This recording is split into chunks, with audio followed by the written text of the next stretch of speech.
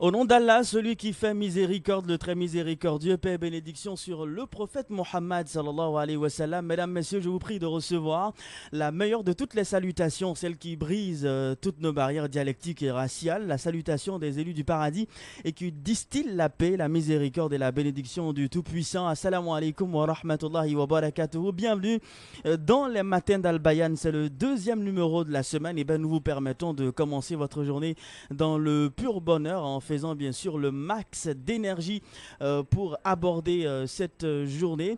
La Côte d'Ivoire s'apprête à célébrer ce samedi la journée internationale des familles. L'objectif est de mieux faire connaître les questions liées à la famille et d'accroître la connaissance des enjeux sociaux, économiques et démographiques qui les affectent. La famille au cœur du développement durable, c'est le thème national retenu cette année. Alors en prélude à cette commémoration, nous recevons ce matin un invité pour parler d'un sujet en rapport bien sûr avec la famille. Quel apport de la famille pour la construction d'une communauté forte? C'est la question que nous posons ce matin. Notre invitée, Madame Sekou Abouadje Marti, j'espère que j'ai bien prononcé le nom. Bienvenue Madame, salam alaikum wa rahmatullah. C'est un plaisir de vous recevoir, j'espère que vous allez bien. Je vais bien, merci. Alhamdulillah. Bienvenue à vous. Vous êtes la directrice de la promotion de la famille au sein donc du ministère de la famille, de la femme et de l'enfant. Voilà, bienvenue à vous. Et puis avec moi également dans ce studio, Ahmed Silué. Salam alaikum wa rahmatullah. Wa alaikum salam wa rahmatullah wa barakatuh. Bienvenue à vous. Merci infiniment. J'espère que vous allez bien également. Très bien. Alhamdulillah. D'accord, bon je vais très bien, content de vous recevoir. Et puis juste en face de vous, Diomandé Bouaké. Salam alaikum wa rahmatullah. Wa alaikum salam wa rahmatullah wa barakatuh. Vous allez bien, j'espère. Alhamdulillah. La semaine dernière, on a cassé son papeau ici en studio. Tout le monde a dit, on a connu qu'il avait en réalité deux logements. Deux logements. Bienvenue à vous. Merci bien. En plein Abidjan. C'est pas n'importe qui. Bienvenue, Dimondé Bouaké. Merci. J'aime bien le taquiner je comme ça. autant. D'accord. Ouais. Allez. D'accord. J'espère qu'elle ne regarde pas l'émission. Adja Diaby Aïchatou Doumbia. Comme le diraient les Ivoiriens, on peut faire ça. Bienvenue. Merci. D'accord. Qu'est-ce qui n'a pas marché? Tout a marché. D'accord. En tout cas, ça fait beaucoup de 2 jours. Oui, et ça s'est multiplié. D'accord. Bienvenue à vous. En tout cas, nous Merci. sommes heureux de vous recevoir. Merci de nous regarder en direct sur nos différentes plateformes digitales, notamment sur notre page Facebook et notre chaîne YouTube, grâce notamment à LH Kamagaté Abdourahman, bien sûr l'équipe de la régie, LH Koulibaly Ibrahim, Ladi Kabamori, sans oublier bien sûr Traoré Yacoub et toute l'équipe technique voilà, qui nous accompagne donc pour la réalisation de cette émission et qui vous permet de nous suivre tous les soirs à partir de 22h45 sur la télévision Al-Bayan. Mais avant bien sûr de développer ce thème, j'ai bien envie d'entendre déjà un premier mot de notre invité. Adja, dites-nous ce thème déjà, quel apport de la famille pour la construction d'une communauté forte? Pourquoi le choix de cette thématique à quelques jours justement de cette célébration de la Journée internationale des familles? Merci beaucoup. C'est moi qui vous remercie. Le thème international, en fait, c'est famille et urbanisation. D'accord. Et au niveau de la Côte d'Ivoire, il a été opté pour la famille au cœur du développement. C'est cela. Okay. Et qui dit famille dit communauté. Exactement. Et donc, c'est la partition que va jouer cette famille-là au sein de la communauté qui va pouvoir, j'allais dire, la mener à être forte. Exactement. Donc, c'est cette optique-là qui a été choisie par rapport à ce thème, apport de la famille pour la construction d'une communauté forte. D'accord. Vous aurez sans doute l'occasion de nous dire ce qui est prévu pour cette journée ici en Côte d'Ivoire. Tout à fait. Cette journée est célébrée au niveau international le 15 mai, si je m'en année. abuse, de chaque Tout à année. fait, tout à Alors fait. la Côte d'Ivoire choisit donc de célébrer cela quelques mois après. Est-ce qu'il y a une raison particulière?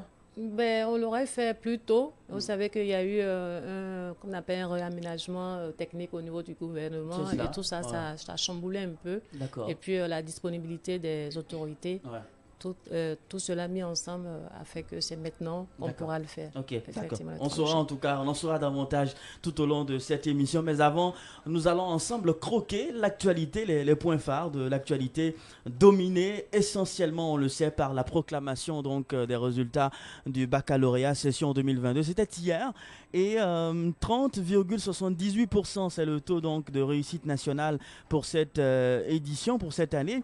Celui-ci était de 29,24% en 2021, soit une hausse donc de 1,54%.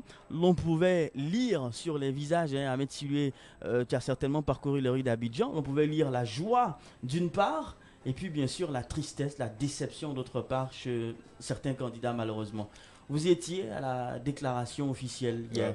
Absolument. On va dire que la déception se lisait sur la plupart des candidats, puisqu'il n'y a eu que 30% de taux de réussite. On s'y attendait plus ou moins, vu toutes les mesures qui ont été prises, et puis également les résultats précédents annonçaient les couleurs de ce résultat-là, vu que pour le bac particulièrement, il y a eu les caméras de surveillance, il y a eu plein de mesures qui ont empêché des personnes mal intentionnées de tricher. On ne dit pas que tous les élèves sont des tricheurs, mais ces mesures-là ont quand même permis de savoir quel est le niveau de ces étudiants-là qui, pendant 9 mois, préparent leur examen et sont prêts à affronter ce premier diplôme-là. On va dire la composition pour obtenir le premier diplôme universitaire. Et je pense que moi, particulièrement, je ne suis pas étonné du résultat, même si j'avais espéré mieux, en me disant que les élèves ici en Côte d'Ivoire ont le niveau, ils tiennent bon, etc. Et qu'on aura une université qui sera pleine de têtes pleines, on va dire ça comme ça. D'accord. Est-ce que c'est juste, moi j'ai bien envie de poser la question, je veux dire d'imputer ce faible taux aux mesures prises pour lutter contre la fraude. Adja Diaby, selon vous, est-ce que c'est juste de le dire?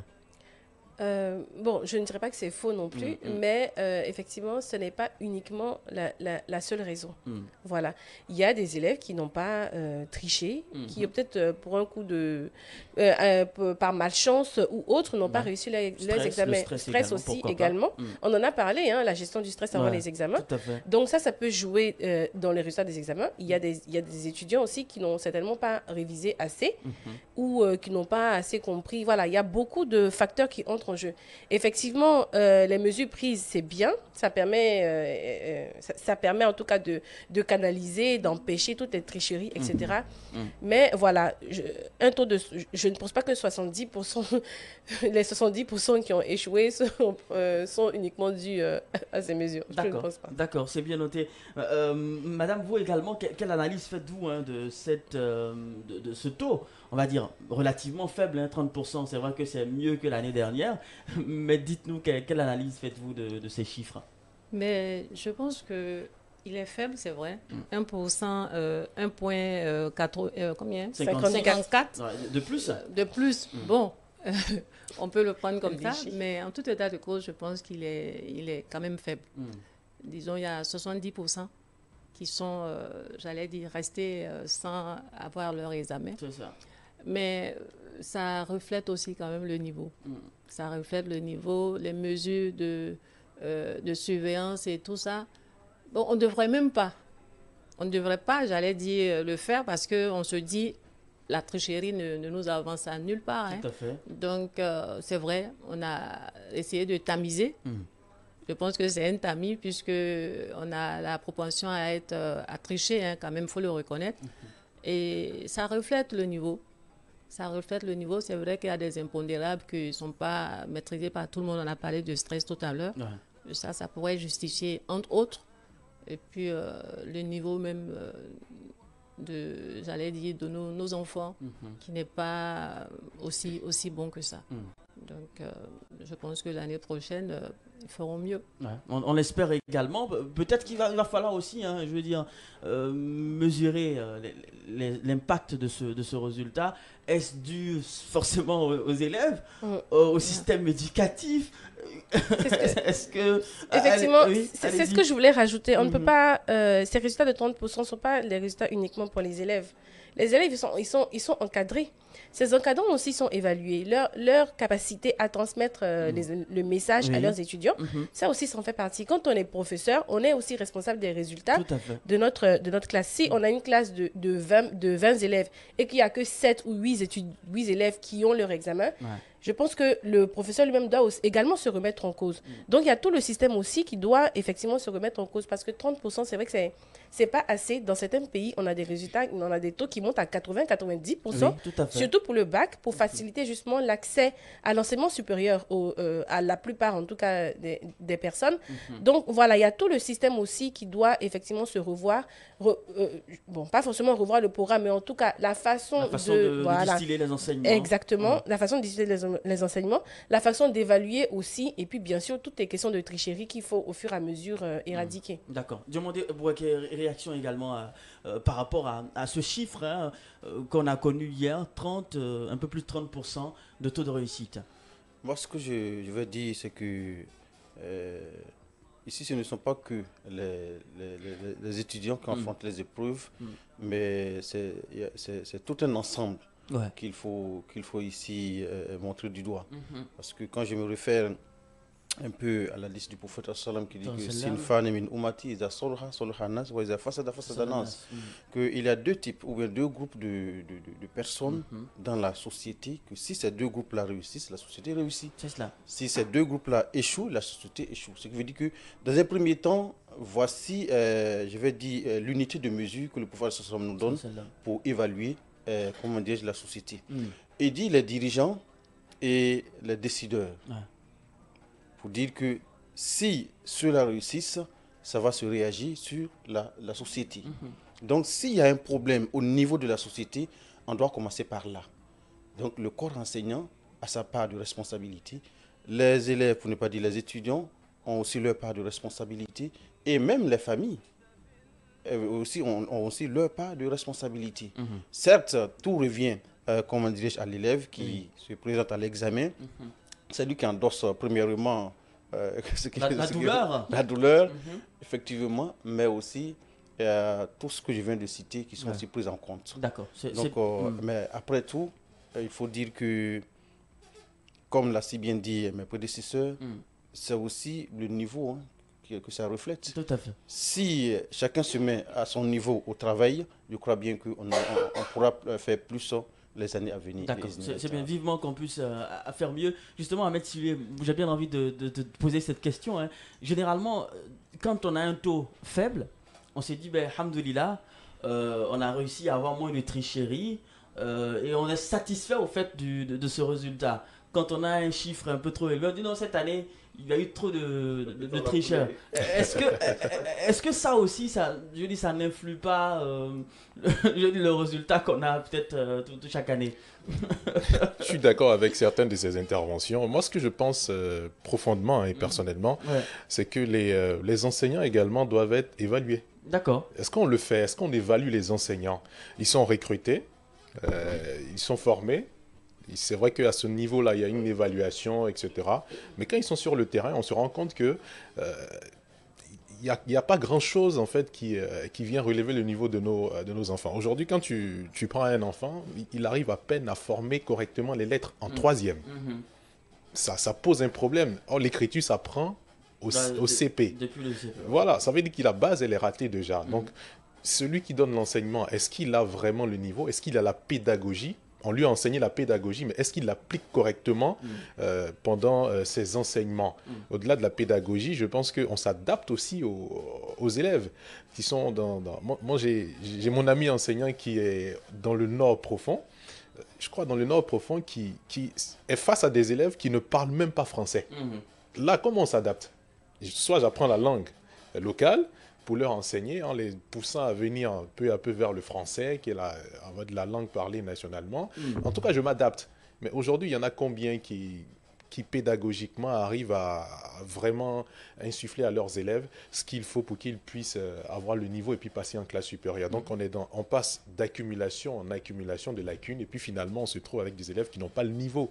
Donc, je pense que les deux parties sont à mettre à niveau. Il faut tirer les leçons. Les leçons, voilà, de tout cela. Et puis, faut que les parents aussi, comme disait tout à l'heure Eladj Boaké Diomandé, il faut que les parents également s'impliquent. Si l'enfant à l'école n'a pas le niveau, il faut que les parents à la maison fouillent dans les cahiers des enfants, qu'ils sachent qu'est-ce qu'ils font, quelles sont leurs notes, qu'est-ce qu'il faut faire pour rectifier le tir. Ou partent même à l'école Justement, pour rencontrer les professeurs. Les professeurs et éducateurs aussi. Il y en a qui ne connaissent même pas l'école de leurs enfants. Si, absolument, qui ne mettent même pas pied à l'école. L'enfant va, il s'inscrit lui-même et jusqu'à la fin de l'année, le parent, il attend que les résultats. Est-ce qu'il passe en classe supérieure ou pas? C'est dommage, c'est vraiment dommage. Je pense qu'il doit y avoir un suivi à tous les niveaux, c'est-à-dire du ministère de tutelle jusqu'aux parents. D'accord. Vivement en tout cas qu'on puisse tirer les leçons. Allez-y, madame. Oui, madame ce rôle-là, justement, il est primordial, comme on l'a dit tantôt, surtout celui de la famille. C'est de ça qu'on parlait. La famille doit véhiculer toutes les bonnes valeurs. Exactement. Et pouvoir faire le suivi. Parce que c'est la richesse des parents, ça. Le suivi de l'enfant à l'école.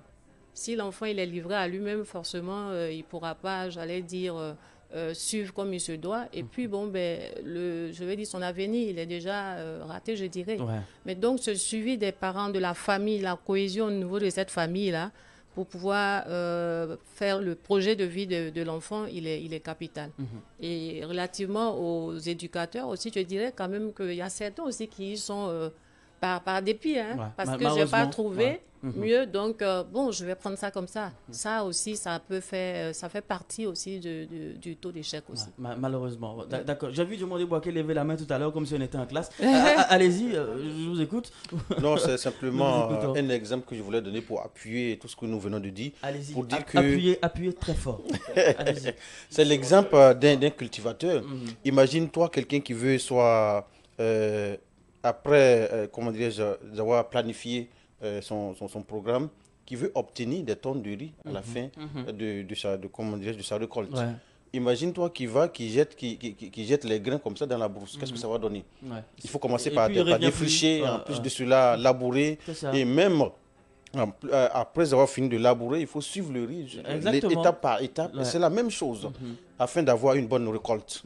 Donc, s'il y a l'une de ces étapes qui est grillée, attends-toi à l'échec. Diomandé Boaké, comme tout bon cultivateur, oui, il faut dire l'exemple terre à terre. Jusqu'à l'âge de 14 ans. Même parfois, pendant vos congés, je vous ai bien attrapé. Vous partez faire des gombos au village. Tout le monde le sait. Je vais au champ. Tout le monde le sait. 20 hectares de café. D'accord. C'est bien ça, c'est bien. D'accord. Je connais bien la terre. D'accord. Écoutez, je vous ai bien compris. Alors justement, Madame Diaby, aujourd'hui, le résultat, il est là. Si on a un enfant qui n'a pas réussi à cet examen, qu'est-ce qu'il faut faire? Qu'est-ce qu'il faut lui dire, justement? Est-ce qu'il faut lui dire, écoute, tu vas retourner au village ou bien tu manges plus? Qu'est-ce qu'il faut lui dire, justement, pour réussir, justement, à garder le moral et pourquoi pas à essayer à nouveau l'année prochaine? Alors, la présence des parents est très, très importante à ces moments-là parce que ce sont des moments de grande épreuve. Ou surtout quand c'est un échec comme ça, un examen, le bac et tout, tout le monde attend, tout le monde dans le quartier sait que tu as passé bac cette année, on attend ton résultat. Donc, la présence de la famille est très, très importante. Et surtout, il ne faut pas que le parent, ce qu'il doit éviter, premièrement, c'est d'agir comme si c'est lui-même qui avait passé l'examen. Voilà. Parce qu'il y a des parents, quand tu échoues là, ils ont l'impression que c'est eux qui ont la honte du quartier. Non, voilà, il faut relativiser. C'est une épreuve de tout le monde en fait. L'enfant, il est dans une épreuve, il a besoin plus d'accompagnement que de réprimande ou bien que de, comme tu as dit, toi tu n'as pas mangé aujourd'hui, toi tu manges derrière dans la cuisine, tous on mange. C'est pas ça qu'il faut. Au contraire, ça va aggraver la situation. L'enfant, il va encore plus se sentir inutile en fait. Voilà, il faut lui faire comprendre que c'est une épreuve et que ça va passer et que voilà, ce sont des étapes de la vie. Un échec, ça permet de justement faire le bilan de ce qui a marché, de ce qui n'a pas marché et de pouvoir repartir sur de nouvelles bases. Exactement. Retravailler sur les lacunes qu'on a pu avoir. Et puis, l'année prochaine, Inch'Allah, ça va marcher. Et même, franchement, il y a des gens qui ont passé le bac 5 fois, 6 fois même. Et puis, ils ont fini par obtenir le bac. Mais pendant ce temps, tu peux faire d'autres choses pour rattraper un peu le temps, pour ne pas rester là à perdre de temps. Mais voilà, l'échec, ce n'est pas une fin en soi. Ce n'est pas une fatalité. Il faut vraiment que le parent accompagne l'enfant. Il ne faut pas qu'il le réprimande à chaque fois. D'accord. Ahmed Silué. Qu'est-ce qu'il faut faire aujourd'hui, au lendemain justement de la proclamation de ces résultats? Déjà, je pense qu'il faut, je dirais pas féliciter l'enfant, mais il faut lui dire qu'il a fait beaucoup d'efforts. Ça n'a juste pas marché. Même si c'est pas le cas? Euh, Même si l'enfant... je pense déjà faut pas lui communiquer cet état d'esprit de défaitiste en fait. Voilà, dis-lui simplement que c'est des choses qui arrivent. On tire les bonnes leçons de cet échec-là. Si cette année on n'a pas vraiment étudié, ça veut dire que l'année prochaine, il faut redoubler d'efforts, il faut faire beaucoup mieux pour avoir l'examen. Au moins, on a le résultat de nos efforts là, cette année. Ça peut être par malchance, ça peut être par d'autres circonstances malheureuses qui ont permis qu'on n'ait pas l'examen. Mais je pense qu'il faut jouer, il faut être parent psychologue. C'est très important. Jouer sur le mental de l'enfant, le rendre beaucoup plus fort pour affronter les épreuves l'année prochaine, lui dire que l'année prochaine, il ne faut pas se comporter comme un doublant ou un redoublant, mais il faut travailler comme si c'était notre premier jour en classe de terminale ou bien notre première année. Ça permet de vraiment reconsidérer les choses, de mettre à plat tout ce qu'on a comme connaissance et puis repartir sur de nouvelles et bonnes bases, je me dis. Dans les écoles également, je pense qu'il faut qu'on ait des psychologues. C'est très important. Des élèves qui ont échoué et qui sont dans des familles, ce n'est pas les mêmes réalités que ces élèves-là vivent. Donc, quand on a un psychologue qui va recevoir ces personnes-là et puis leur dire, ce n'est pas une fin en soi, essayer de leur remonter le moral, de leur dire que tout le monde peut réussir, etc. En tout cas, leur donner des paroles de motivation, les soutenir moralement, je pense que ça leur permettra d'affronter beaucoup plus, avec beaucoup plus de niaque ou bien de pugnacité l'examen l'année d'après. D'accord, voilà. Inch'Allah. Madame Sekou, c'est vrai qu'on parle là des élèves qui ont échoué, mais un message aussi on peut adresser à ceux qui ont réussi à cet examen, pourquoi pas. Ben, les féliciter.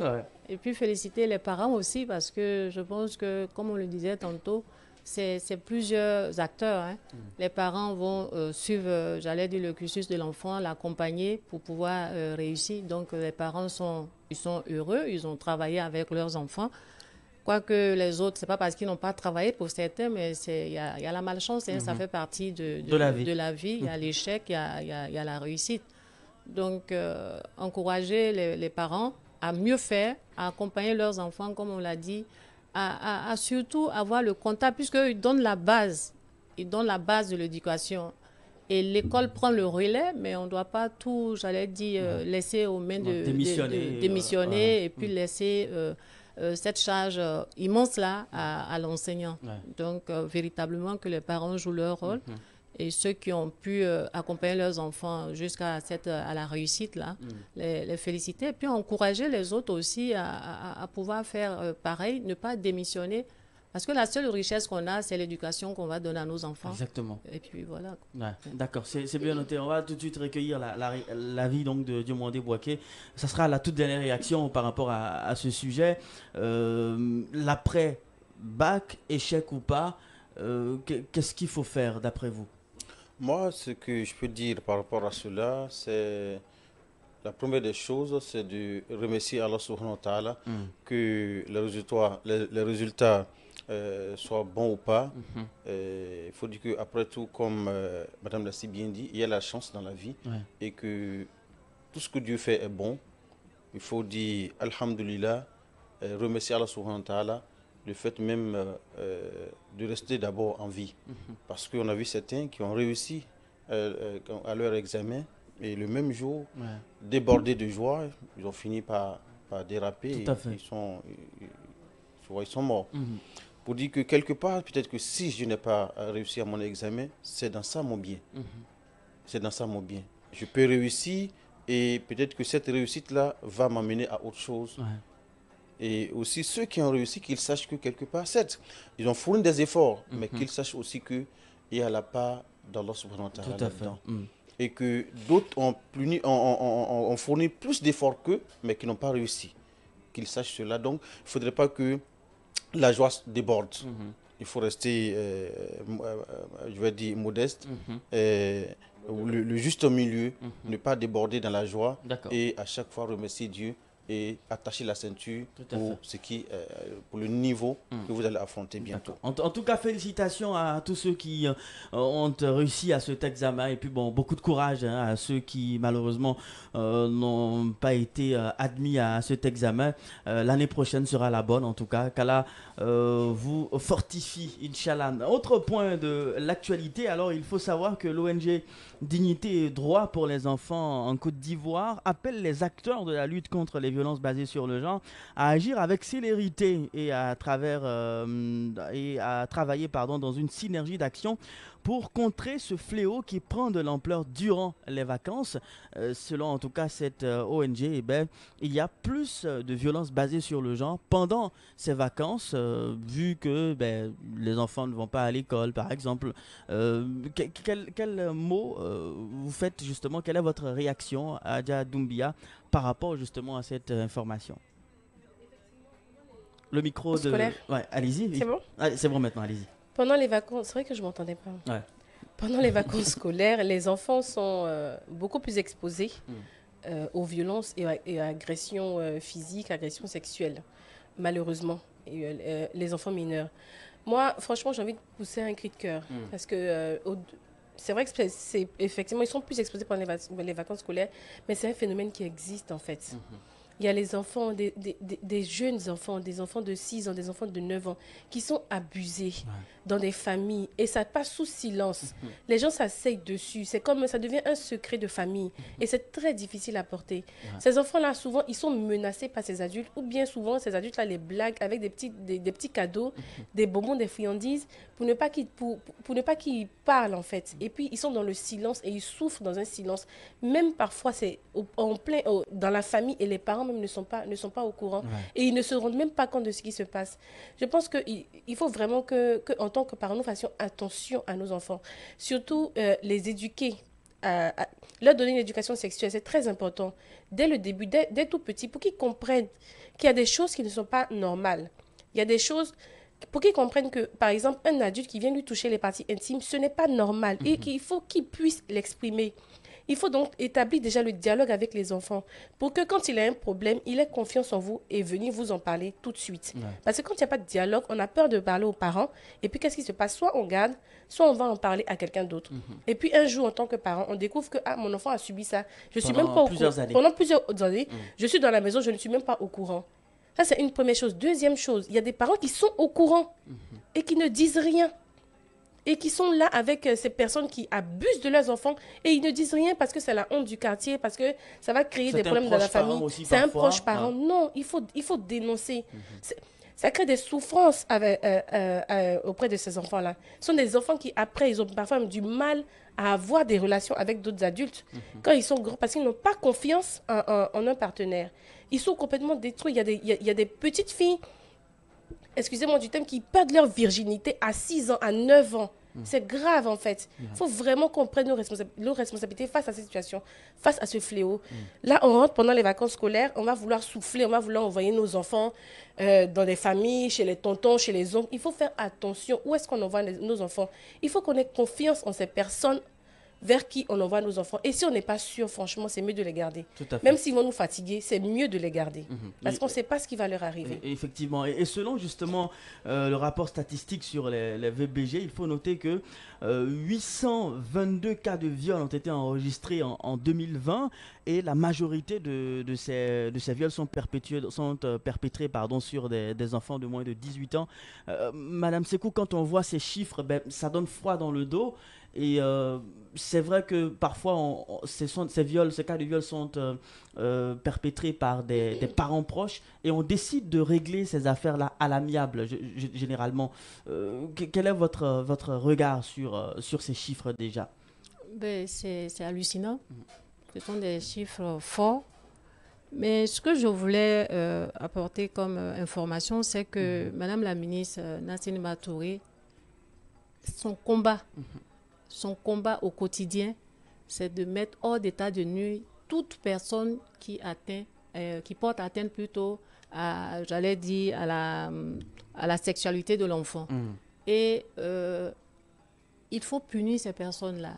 Elle n'a même pas d'état d'âme à ce niveau-là. Il faut forcément les punir. Fût-il le père, Mais il faut pouvoir punir ces personnes-là pour éviter de détruire toute une vie. Ouais, des Parce cas que de très récidive souvent, aussi. oui, des cas de toute une vie. Et le silence même aussi, c'est un crime. Ouais. Il faut pouvoir dénoncer. Parce que très souvent, comme l'a dit Adja, on règle à l'amiable. Mais c'est pas ça la solution. Il faut pouvoir assumer et puis franchir le pas, dénoncer tous ceux qui portent atteinte à ces enfants-là. Et nous, à ce niveau-là, on a un programme national de lutte contre les violences basées sur le genre. Et l'alerte se donne au 1308. Tout le temps, c'est ouvert pour pouvoir dénoncer tous les cas. Je veux dire, ça peut ne pas se passer dans nos familles, mais dès lors où on a écho, on a, j'allais dire, cette obligation morale là même de dénoncer cela, puisqu'on va pouvoir sauver des vies. Et forcément, je veux dire, ces atteintes-là, ça détruit la vie ultérieure de la personne. Ouais. Parce qu'au niveau de la sexualité, tout est bloqué, puisqu'on a encore ce traumatisme-là. Bon, Dieu merci, il y a plusieurs plateformes qui œuvrent dans ce sens-là pour pouvoir mettre hors d'état de nuit tous ces prédateurs. D'accord, c'est bien noté. Et justement, je me rappelle encore de ce sujet que nous avons traité dans le Salon du Croyant. Une dame dont la fille a été donc abusée par le petit frère de son mari. Et justement, on a réglé la situation à amiable. Elle a voulu dénoncer. Finalement, elle a été chassée même de la famille avec les enfants. Quand on regarde tout cela, finalement, on se dit que c'est justement un problème au sein même de la société où on trouve normal de ne pas dénoncer ce genre de situation à Médilé. Ce sont des sujets qui sont tabous dans pratiquement toutes les familles. Les gens tiennent à leur honneur, les gens tiennent à leur réputation. Ouais. Ils ne veulent pas qu'on jette l'opprobre sur la famille. Il ne faut pas que la famille soit ait honte face au quartier ou bien au village, etc. etc. Mais je pense qu'il est temps. Il est vraiment temps qu'on puisse sortir de cette tradition-là qui ne cesse de créer des personnes qui sont en déphasage avec tout ce qui est normalité dans notre société.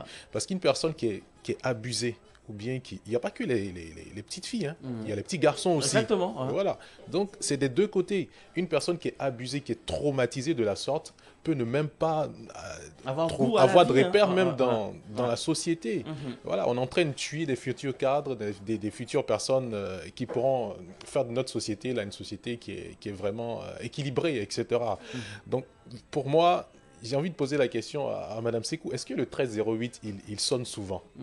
Est-ce que très souvent il sonne? Parce que je pense qu'il y a très peu de personnes qui vont prendre le téléphone, composer le 1308 pour dénoncer ce genre de cas-là, en fait. Ce que moi je pense, je rejoins... Madame Diaby. Non, j'ai pas oublié son nom. Ça fait longtemps que vous venez pas à Agathe, donc c'est normal qu'on non, en fait, j'ai failli l'appeler par son prénom et puis je voulais revenir à Madame Diaby. C'est ce qui m'a fait hésiter pendant ce temps-là. Moi, je la rejoins.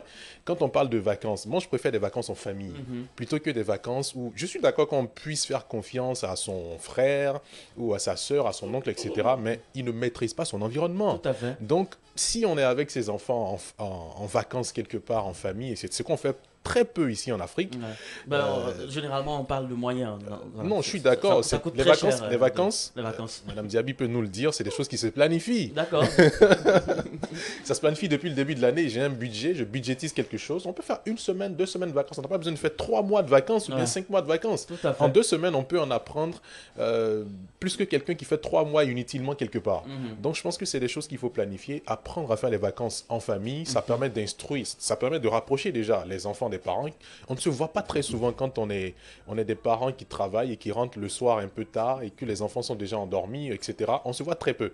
Les week-ends, on compte les heures pendant lesquelles on se voit. Exactement. Donc les vacances, c'est le moment de renouer avec, de partager quelque chose, renouer avec les codes, les règles de la famille, instruire ses enfants sur certaines choses, se rapprocher, etc. Je pense qu'il faut privilégier ces moments-là plutôt que de les jeter en pâture, on va dire. En tout cas, aujourd'hui, il y a une notion qui revient très souvent dans toutes nos interventions, c'est la notion de famille. Et on en parlera en tout cas tout à l'heure. Quel apport de la famille pour la construction d'une communauté forte. Un sujet qui sera développé dans quelques instants par notre invitée du jour, Madame Sekou, qui va donc évoquer le sujet. Je rappelle qu'elle est la directrice de la promotion de la famille. En attendant, on n'a pas entendu l'avis de Diomandé demander Waké sur la question donc de cette augmentation, cette hausse des cas de violence basée sur le genre pendant cette période donc de vacances. Oui, ce que j'aimerais apporter, mais à chaque fois, je m'appuie toujours sur le côté religieux. Il faudrait que... Ce qui est d'ailleurs bien. Oui, il faut qu'on revienne à la raison, il faut qu'on retourne à Dieu, parce que pour mieux encadrer quelqu'un, c'est la surveillance divine. Ouais. Quand quelqu'un est conscient que lui-même, il est surveillé par Dieu, par Allah subhanahu wa ta'ala, je crois bien qu'il doit faire beaucoup plus attention à ses pas et à ses actions. En plus de cela, qu'est-ce qui pousse ces gens-là aussi à s'adonner à ce genre de phénomène?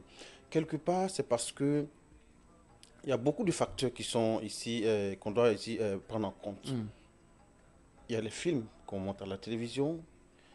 Il y a, en plus de cela, même l'accoutrement aussi de nos enfants, de nos jeunes filles. Je vais dire que c'est excitant. Souvent, leur accoutrement, quand elles sortent, ça attire aussi. Il faudrait que tout ça là, on doit en parler. Pour ne pas que, imagine quelqu'un qui a de l'argent et qui ne met pas son argent dans sa poche. Toi, tu montes dans la voiture, tu es assis avec quelqu'un et tu déposes tes billets de banque juste à côté. Mais si tu perds un billet, tu vas accuser qui? Qui est le premier responsable de ce vol? C'est toi-même. Parce que là, tu n'as pas protégé ton argent. Si elles arrivent à protéger leur corps dans un premier temps, ben, vous voyez que quelque part, ça va diminuer. Mais de nos jours... Je m'en débois bien sûr. Je veux dire qu'il y a malheureusement même ces cas d'abus.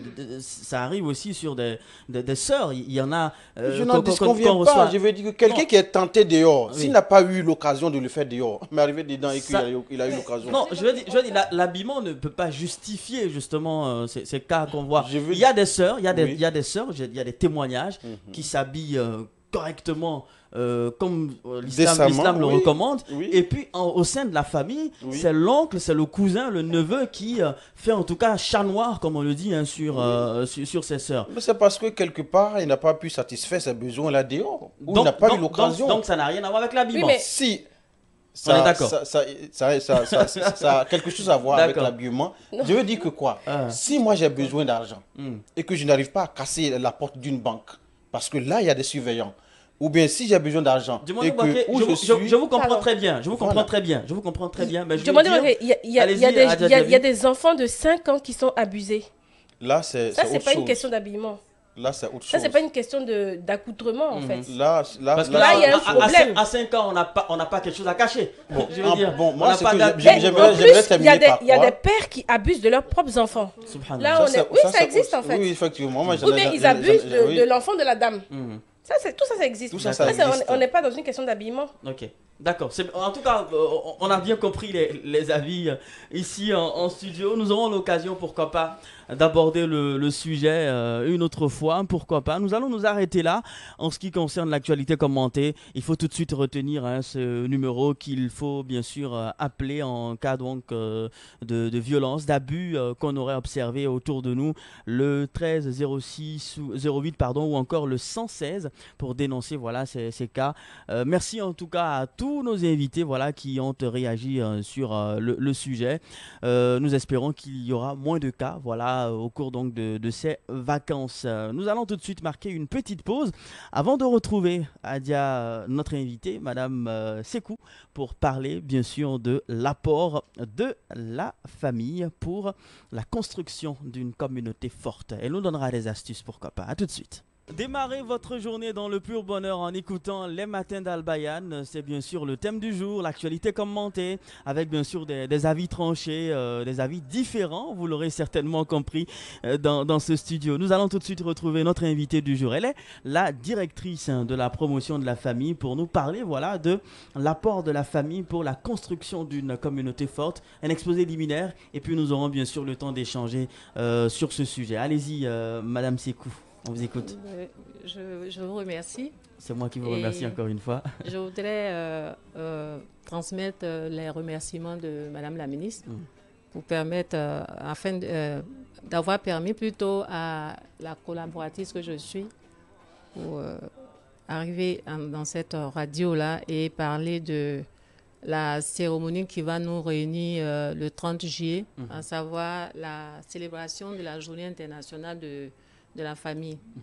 Et comme nous l'avons dit tantôt, cette journée-là, elle est proclamée chaque 15 mai, enfin le 15 mai de chaque année, pour pouvoir parler de tous les problèmes, j'allais dire, de mieux faire connaître les questions liées à la famille, les questions de démographie, les questions d'enjeux socio-économiques qui affectent ces différentes familles-là.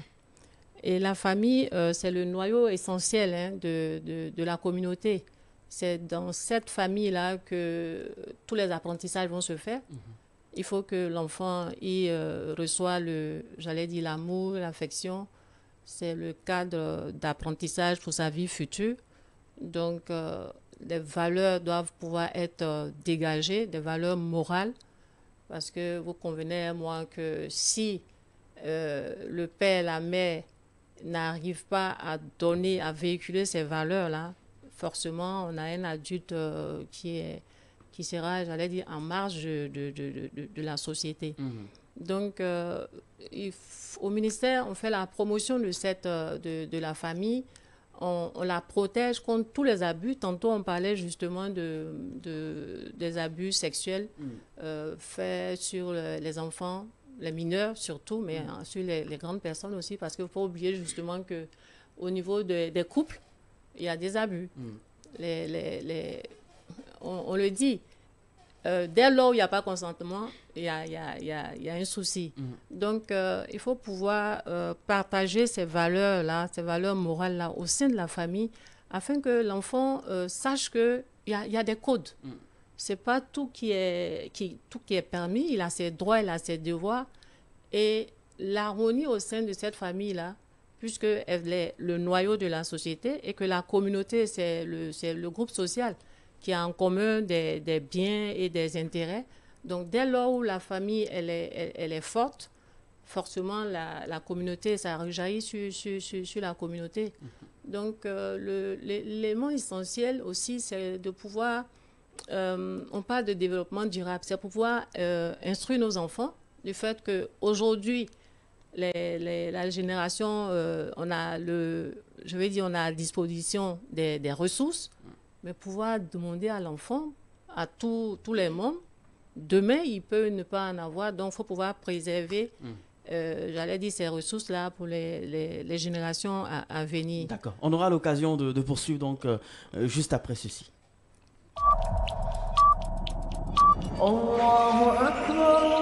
Il est 8h sur Radio Al-Bayan.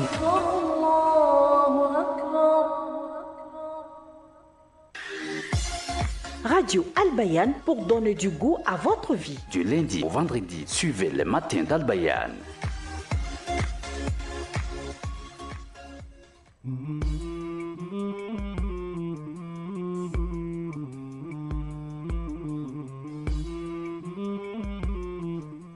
Quel apport de la famille pour la construction d'une communauté forte? C'est le thème que nous abordons ce matin dans les matins d'Al-Bayan. Voilà, désolé pour la répétition. Ben, en tout cas, c'est le sujet que nous abordons ce matin. Et nous avons comme invité Madame Sekou Neadjo. Est-ce que c'est forcé? Madame Sekou. Non mais vous allez m'aider en direct là. Voilà. Pas de souci. On reprend. Madame Sekou Abouadji. Abouadji. Voilà. Je vais m'arrêter là. C'est pourtant facile à prononcer. Hein. D'accord, si tu le dis. Voilà.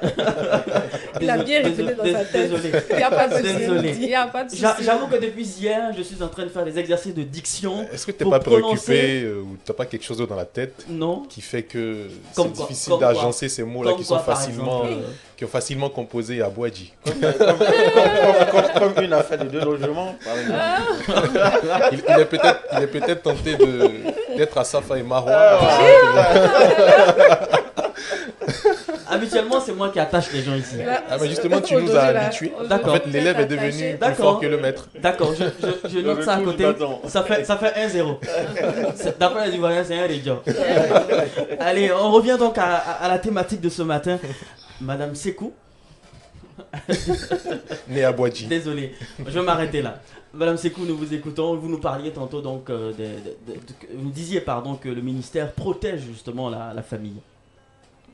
Oui, on protège la famille dans le sens où toutes les violations au niveau au niveau des couples, hein, puisqu'on fait comme on appelle le renforcement des capacités des candidats au mariage. Parce qu'on se dit ça aussi, il faut que les personnes apprennent à se connaître et tout ça. Donc, c'est ça la protection pour nous. Connaître leurs droits, connaître leurs devoirs aussi, parce que, je veux dire, c'est partagé, hein, c'est des éléments qui sont partagés. Et on fait la promotion aussi de cette famille-là, parce qu'on se dit, c'est le creuset où toutes les valeurs peuvent être apprises aux enfants, afin que ces enfants aussi puissent relayer, j'allais dire, ces bonnes valeurs-là.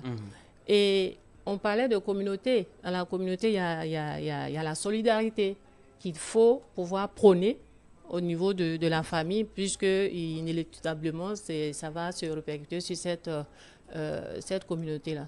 Donc, si au niveau de la famille, il n'y a pas la cohésion, il n'y a pas l'entente, on n'a pas de projet, même de vie, puisqu'il faut pouvoir échanger, hein, communiquer surtout.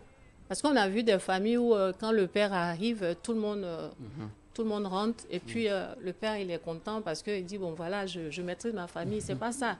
Voilà, c'est le chat, voilà, tout le monde fuit, même la maman, elle fuit. Moi, je pense qu'il faut qu'on évite cela.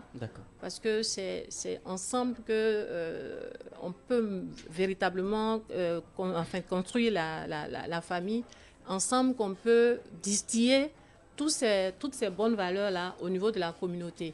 Donc, dès lors où ces valeurs-là sont, j'allais dire, partagées par la communauté, forcément, elle est plus forte.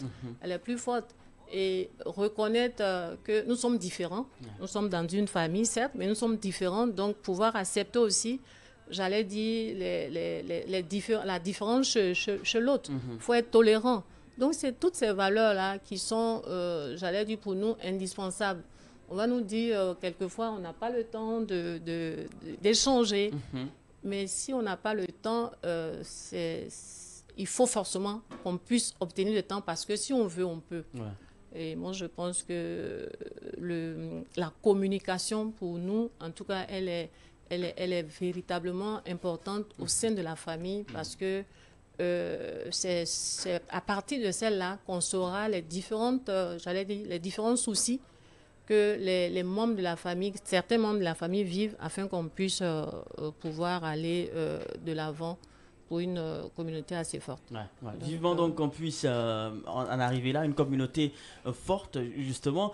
Alors, Adja Diaby, commentaire justement après cet exposé de Madame Sekou. Dites-nous, qu'est-ce qui vous a marqué, ou qu'est-ce que vous retenez de cet exposé, justement? Alors, merci beaucoup à Madame Sekou Abouadji Marthe. Moi, j'ai plus tout dit, tu as vu. Toi, tu es là. Bon, bref. D'accord. Voilà, merci beaucoup, en tout cas, à Madame Sekou pour votre exposé. En tout cas, ce que je retiens dedans, c'est que la famille, c'est la sécurité. C'est l'endroit où on apprend tout dès le bas âge. C'est l'endroit où, effectivement, il faut beaucoup de communication entre les membres de la famille pour créer une forte cohésion. Et cette forte cohésion va avoir une influence sur la communauté. Et la communauté sera justement forte. Et une communauté forte, c'est quoi? C'est une communauté qui a des valeurs morales. C'est une communauté qui est instruite aussi, et qui a la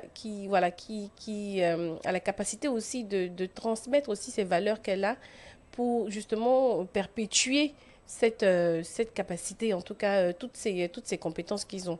Donc voilà, la famille, c'est très important. C'est vraiment l'endroit où on doit vraiment sentir qu'on appartient à une certaine communauté. C'est très important, en tout cas, dans l'équilibre même de la société. Quand on a une famille qui est en cohésion, quand on a une famille dans laquelle on a la possibilité de s'exprimer, ça crée une société, en tout cas, qui peut aller vers le développement, tout simplement. Et chaque membre de la famille, chaque entité doit jouer son rôle. Et justement, quand ça ne va pas dans la famille, ça se ressent tout de suite, quand vous sortez, n'est-ce pas, Diomandé Bouaké? Oui, effectivement, chacun doit assurer sa responsabilité parce que nous sommes tous, je veux dire, nous faisons tous partie de la société et la famille représente le noyau de cette société, de cette nation. Je vais même aller un peu plus loin, si l'expression est permise. C'est la semence. Parce qu'une fois la semence n'est pas bonne, dis-toi que tu n'auras pas, on n'aura pas une bonne société. Une bonne société. Alors, dis que c'est au niveau de la famille qu'on doit beaucoup plus s'investir. Et pourquoi? Parce que tout part de là. Et c'est la famille qui va former l'enfant depuis son bas âge. Et c'est pourquoi vous verrez que l'islam a beaucoup mis l'accent sur le choix du parent. Pour ne pas dire sur le choix de l'homme que nous allons peut-être épouser ou la femme que nous allons aussi épouser. Tout part de là.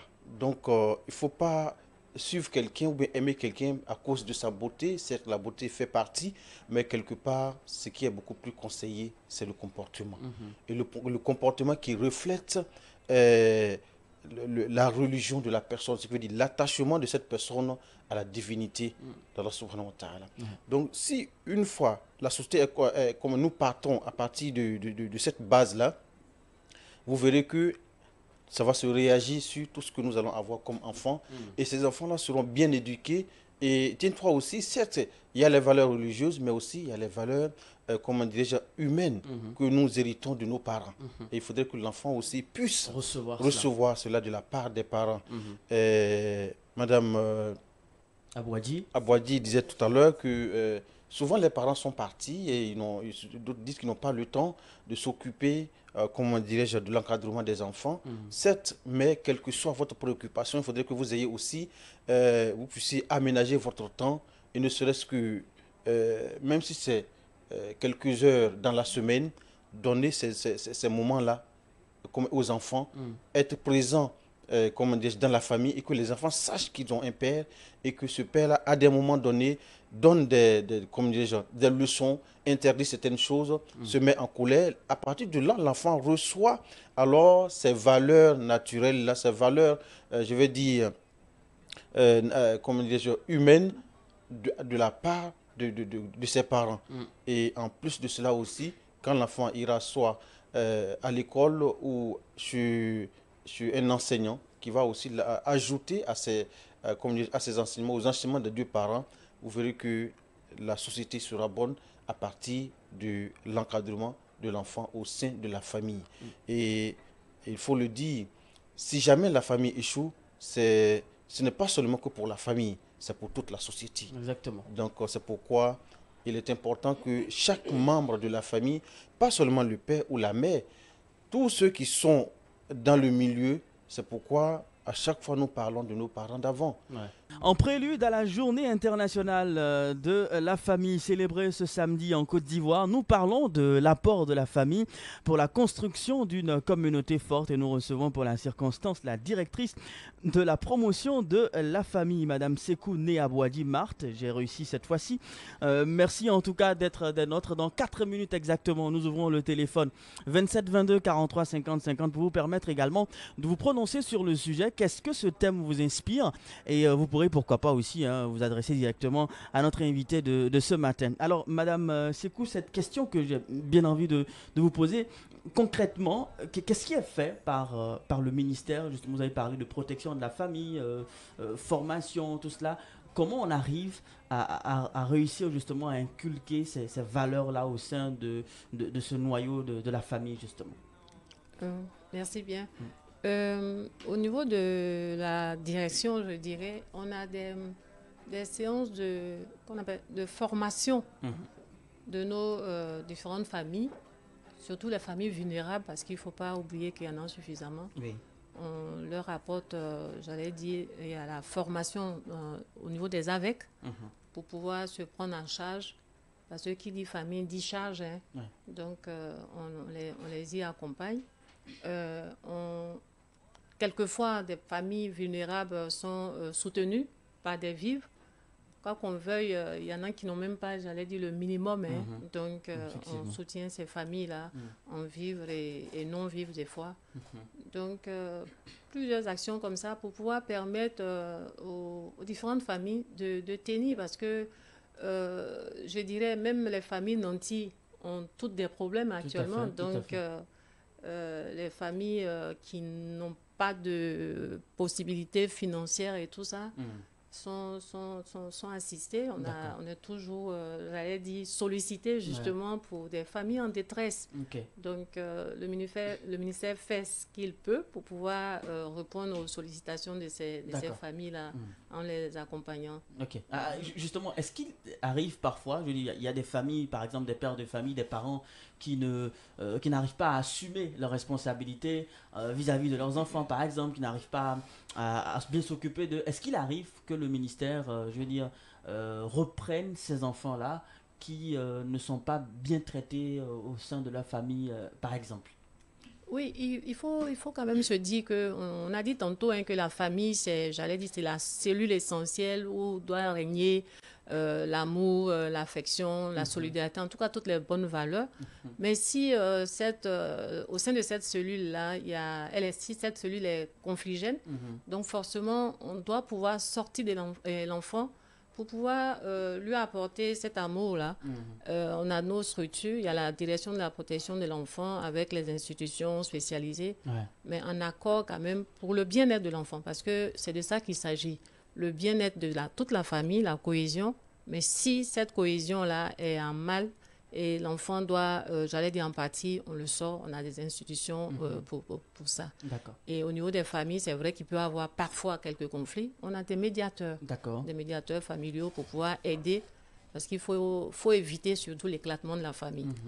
Maintenant, les enfants, en tout cas, ont fait le maximum pour pouvoir les aider. D'accord, c'est bien noté. Nous allons tout de suite ouvrir le téléphone 27 22 43 50 50 pour vous permettre, fidèles auditeurs, de vous prononcer également sur le sujet. Quel apport pour la construction d'une communauté forte, apport de la famille pour la construction d'une communauté forte, c'est le thème que nous abordons donc ce matin. Vos avis sur le sujet nous intéressent, ça se passe au 27 22 43 50 50. En attendant, Ahmed, il pense que je l'ai oublié, il n'a pas encore réagi par rapport au sujet. Je suis heureux d'être le premier appelant en direct dans ce studio. D'accord, allez-y. Alors, moi je pense que la famille, chaque famille, autant de familles qu'il y a, constitue le pilier de la société. Parce que c'est de là que tout part en fait. C'est ça. Donc, moi j'ai bien aimé cette phrase-là d'un monsieur que j'ai écouté une fois sur une chaîne de télévision qui disait que pour un développement économique, on n'a pas besoin d'éducation, de formation. On peut avoir des ressources minières, des ressources naturelles. On développe économiquement un pays. Mais pour développer, on va dire, totalement dans toute sa capacité à un pays, dans tous les sens, il faut de l'éducation en fait. Il faut de l'éducation, il faut une vision. Donc je pense que ça commence à la maison, mais après, déjà l'État est loin des familles.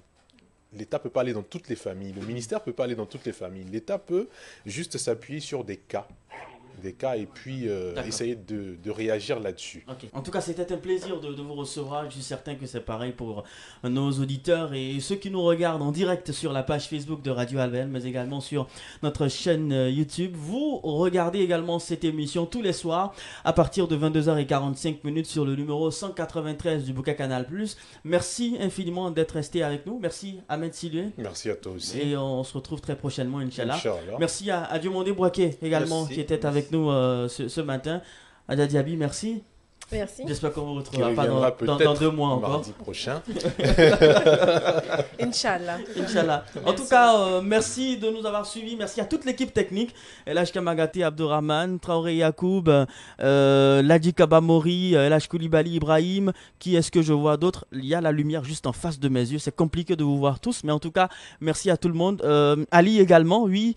Et puis, comment il s'appelle ce jeune homme? Merci en tout cas à tout le monde pour votre rapport à la réussite de cette émission.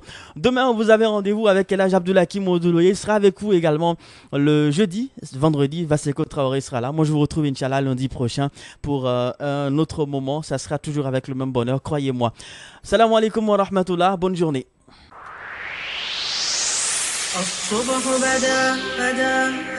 Le matin d'Albayan. Du lundi au vendredi de 7h15 à 8h30, suivez le matin d'Albayan.